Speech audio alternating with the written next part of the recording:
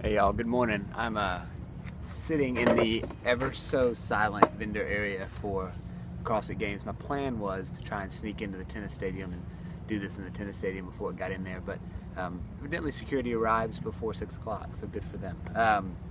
Anyways, I'm sitting in the ever so quiet vendor area. There's 3 or 4 people here this morning, kind of the calm before the storm, so to speak. Saturday at the games, been a crazy week so far, but I wanted to give you all a little, just a thought real quick. I'm doing a devotional this morning at the Faith RX tent, which is to my left, and I'm just gonna give you a little snippet of some stuff that I'm talking about this morning. I really do feel like, as I've watched athlete after athlete perform and do incredible things, all of them really miraculous in their performance, that God would give them that ability and that I don't know, that talent that they could do all the things that they're doing. Brought up a verse to my mind really yesterday afternoon as I was thinking about it. If you don't know anything about David was the youngest of his long lineage of brothers. He was the kind of the smallest. He didn't seem to be the known, like the obvious point for leader. If we know at the end of his life, he became like the leader and the uniter of Israel. He led one of the most healthy reforms in a country in that nation that they'd ever known. He brought a country together. He did a great job at that, but he did it mostly through war. So he was a man of battle. He was a man who was battle torn, and he was always in the battle lines with his men for the most part, until his men eventually said, like, hey, you can't keep doing this, you're going to get killed. He was such a man of battle that when he tried to build a temple for God said, hey, I know what you're doing, I know your heart, I love you, but your hands have too much blood on them. So, and he had his son Solomon do it, who was much more of the economist. And so anyway, he was a man who loved the Lord with all his heart. He had some slip-ups, we all do, but he was titled man after God's own heart, and that he had that kind of a connection.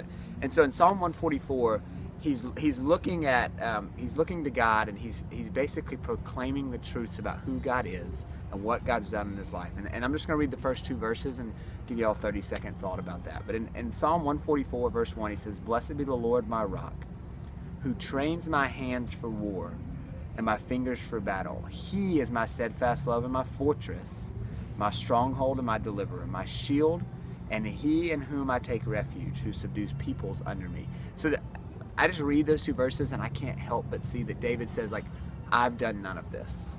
I didn't prep my hands for war. I didn't get my fingers ready for battle. I'm not my own fortress. I didn't subdue the people under me. He did those things, right? And so I see these athletes like everywhere doing incredible feats, and I hope and I pray that this would be their prayer. Man, that God, you are such a good, steadfast love and such a stronghold and such a deliverer, that you have prepped my hands for this event. You have prepped my hands to be able to do this movement. You have prepared me for this. And I would say even past athletes, that's true of all people. That you think about your job, think about what God has called you to do, think about the things where God has placed you, the people around you, and the calling on your heart out of Ephesians 2 to do the good works that he has prepared beforehand, and he has prepared you for that, right? Like, he has prepped your hands for insert what he has called you to do. He has made your fingers ready for insert whatever he has called you to do. And because he has made you ready for those things, remember that he's your love, he's your fortress, he's your stronghold, he's your deliverer, he's your shield. You can take refuge in him, that he is made you ready, and he is faithful to stand with you as you do war, as you do battle in whatever he has made you to do. He has not prepped us to be lazy. He has not prepped us to sit around. He has prepped us and prepared us and made us to be men and women of action, on mission for the gospel in our worlds, in our local communities, and with our friends and our family around us. And he's prepared you uniquely to do that in a unique way. And I hope that challenge sits on your heart as I see all of these athletes use God's gifts to do miraculous things. I hope that those athletes are thinking, man, how do I glorify the Lord with this incredible gift that he's given me, so that the gospel goes out and that God is glorified. Wherever you're at, mom, wherever you're at, working dad, wherever you're at, athlete, I hope that's your heart. That, man, God has uniquely prepared me to be this, and I want God to be glorified and made much of in me doing those things. So I hope that's an encouragement to you. I hope you're watching ESPN right now and keeping track of all those athletes. They're doing incredible stuff. I've just seen so every year I'm so impressed, and I just can't help but look to God and be like, man, what a creative, perfect God you are, that you would make us to do things that I would have never thought possible. So love y'all.